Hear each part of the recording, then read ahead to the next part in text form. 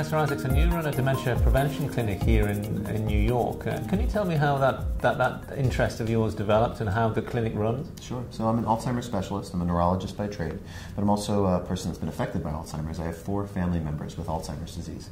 So back in 2009, I was seeing a patient with Alzheimer's, and his son said, well, what can I do to reduce risk? Dr. Isaacson, what do you do?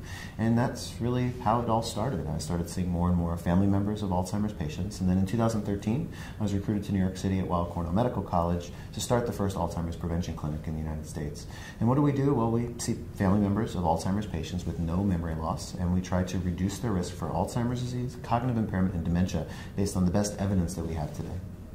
And how does the clinic run in terms of the way? And do you do tests? Do you do imaging? How does it work? Sure. So initially, we take a pretty complex history. I talk to the patient. I talk to their family members if they come. I try to learn every single thing I can about them: their risk factors, where they came from, their educational status, what medicines they're on.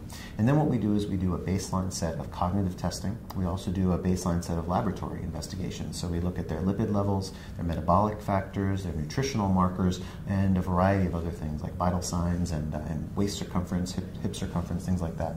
And what we then do is we take the best medical evidence out there and we give very focused, personalized recommendations based on the results that come back and what I hear clinically. For example, if someone has one gene, then they may need treatment A, B, and C. But if someone has a different gene, they may need therapy X, Y, and Z. And that's really this concept of personalized medicine, or what I call it clinical precision medicine when it comes to Alzheimer's risk reduction. That's very interesting. Thank you very much.